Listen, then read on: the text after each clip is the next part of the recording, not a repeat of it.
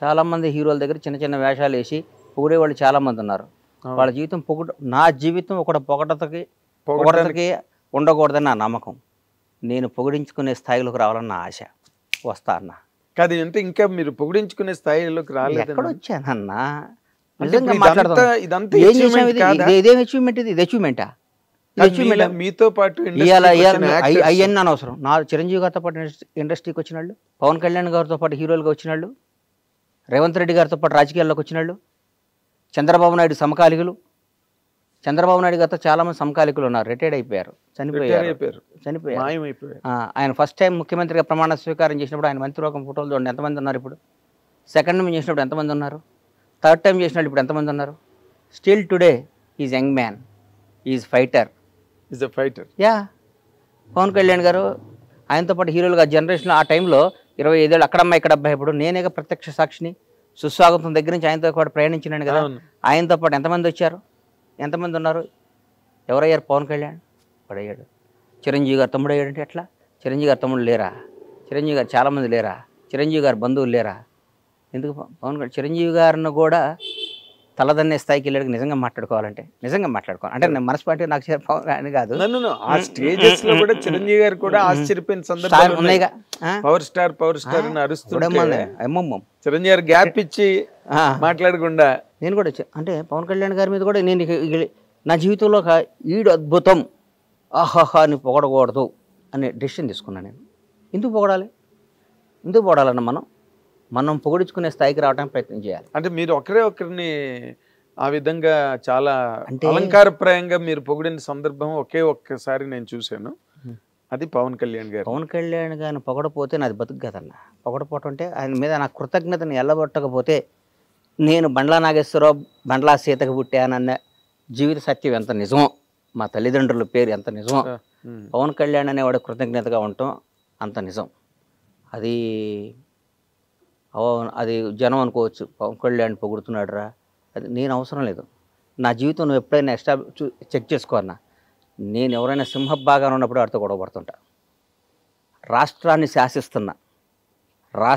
శాసిస్తున్నారు, కనుసైగితో శాసిస్తున్న TRS ప్రభుత్వం మీద ఎదిరినాడు నేను. అవును, భయం, పొగడలేదు ఎప్పుడు, నెవర్. నా ప్రాణం పోవటానికై నేను సిద్ధపడతా, నేను పొగను. నేను కాంగ్రెస్ దాదాపు మీరు 2004 2003 బొత్సన్న 2004 అప్పుడు అంతకుముందు నేను 2000 నుంచి నేను వాళ్ళతో సన్నిహితంగా ఉన్నా. 2000 నుంచి నన్ను చూశారు మీరు. అవును, నేను ఏ రోజైనా పార్టీ మారానా? ఏం లేదు. 2009లో చిరంజీవి గారు పార్టీ పెట్టినప్పుడు కూడా చిరంజీవి గారు అంటే ఇష్టం, నేను పార్టీ మారానా? మారలేదు. ప్రజారాజ్యంలోకి వచ్చానా? డిస్కషన్ కూడా జరిగింది. నేనేమన్నా నేను రానా, నేను కాంగ్రెస్లోనే ఉంటానని చెప్పాను. నాకు ఇష్టం కాంగ్రెస్ అంటే. ఈ రోజు కూడా చెప్తున్నా, పవన్ కళ్యాణ్ అని ఆయన పార్టీ పెట్టి వాస్తవం చెప్తున్నా, పవన్ కళ్యాణ్ గారు నాకు ఇక అంతకంటే అల్టిమేట్ ఎవరు లేడు. ఆయన జనసేన పార్టీ పెట్టినప్పుడు నాకేమాత్రం మనస్సాక్షికి నేను క్వశ్చన్ చేసుకుంటే నేను ఎవరి దగ్గర పనిచేయాలన్నా, ఎవరితో తిరగాలి? నిజం చెప్పు. పవన్ కళ్యాణ్ గారితో కదా, అన్డౌటెడ్ కదా, దాంట్లో డౌట్ ఇంకేమైనా ఉందా? డౌట్ తేడా ఉందా? ఏం లేదు. నేను ఎందుకు వెళ్ళలేదంటే నా మనస్సాక్షిని, నా ఇష్టాన్ని, నా ప్రేమని, కాంగ్రెస్ పార్టీ మీద నా అభిమానం డామినేట్ చేసి ఆయన బాగుండాలి, ఆయన అక్కడ కింగ్ అవ్వాలి, కానీ నేను కాంగ్రెస్ పార్టీలో ఉండాలి. దానికి తెలుసు. దానివల్ల నేను అక్కడ పోతే నన్ను అందల మీద పెట్టేవాడు ఆయన. 100% అందలం మీద పెట్టేవాడు, అందలం మీద పెట్టుకునేవాడు. అవును, రారా అనేవాడు, కూర్చోబెట్టుకునేవాడు. నాకు వేరుగా ఉండేది. నాకు అవన్నీ త్యాగం చేశాను నేను బికాజ్ ఆఫ్ కాంగ్రెస్ పార్టీ. అట్లాగే చంద్రబాబు నాయుడు గారు అరెస్ట్ చేశారు. తెలుగు జాతి మొత్తం ఉలిక్కి పడిపోయింది పాపం. ఆయనతో లబ్ధి పొందారు జనం అందరూ. చంద్రబాబు గారు పాపం ఆయన 14 ఏళ్ళు ముఖ్యమంత్రిగా ఉన్నప్పుడు ఆయన్ని పొగిడారు, అది చేశారు, ఇది చేశారు. అసలు ఆయన అద్భుతం అన్నారు, ఇదన్నారు. ఆయన జైల్లో చేస్తే వాళ్ళందరూ నమ్మే భగవంతుడి మీద, వాళ్ళకి జన్మనిచ్చిన తల్లిదండ్రుల సాక్షిగా, వాళ్ళ బిడ్డల సాక్షి చెప్పమను, ఎంతమంది బయటకు వచ్చి ఆయనకు మద్దతుగా నిలిచారు? ఎవరు లేరు. ఒక్కళ్ళు చెప్పండి. ఏదో మొసలి కన్నీళ్ళు, లేకపోతే దొంగతనంగా, అది కూడా నోరు తెరిచి ధైర్యంగా ఎవరు మాట్లాడారు? పవన్ కళ్యాణ్. తర్వాత నేను కూడా మాట్లాడాను. కేబీఆర్ పార్క్లో బయటకు వచ్చాను, నాకు తెలియదు, వాక్ చేసుకుంటూ బయటకు వచ్చాను. ఎవరో పాపం పిల్లలు వచ్చారు, వచ్చి కళ్యాణ్ బాబు సేవ్ డెమోక్రసీ అది ఇదని పెట్టారు. అప్పుడే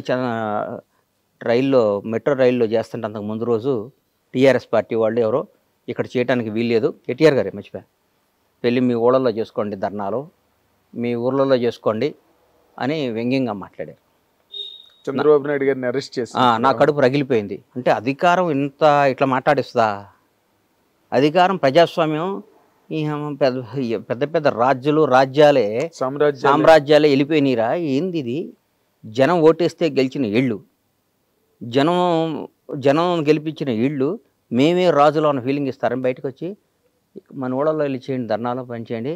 బాంచేత నేను చెప్తున్నా, చంద్రబాబు నాయుడు అని ఆయన మళ్ళీ ముఖ్యమంత్రి అవుతాడు, ఈ దేశాన్ని శాసిస్తాడు, రాష్ట్రాన్ని వెళ్తాడని చెప్పా. కేబీఆర్ పక్క దగ్గర బయటకు వస్తాడు, చంద్రబాబు నాయుడు బయటకు వస్తాడు, ఈ రాష్ట్రాన్ని వెళ్తాడు, దేశాన్ని శాసిస్తాడని చెప్పాను అన్నోటితో.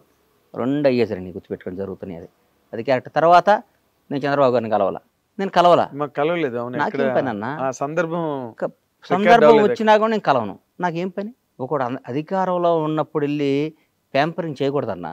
కష్టాలు ఉన్నప్పుడు తోడుగా నిలబడాలి. మొన్న ఒక మధ్య ఒక ఆయన షాద్నగర్లో మా థియేటర్ కాడ ఇక్కడ కూర్చున్నా, అన్న టీఆర్ఎస్ వాళ్ళని బాగా తిట్టన్నా అన్నాడు. నేను తిట్టను అన్నా. ఎందుకు తిట్టాలను? దానివల్ల నాకు బెనిఫిట్ ఏంటి? ఎందుకు తిట్టాలి? నా మనసుకు నచ్చాలి కదా. ఒకటి గుర్తుపెట్టుకోరా సీను, మనిషి కష్టాల్లో ఉన్నప్పుడు, డిప్లో ఉన్నప్పుడు వాడిని పొడవకూడదు. వీలైతే వాడు చెయ్యి, నచ్చపోయాడు వాడు జోలికి వెళ్ళమాక.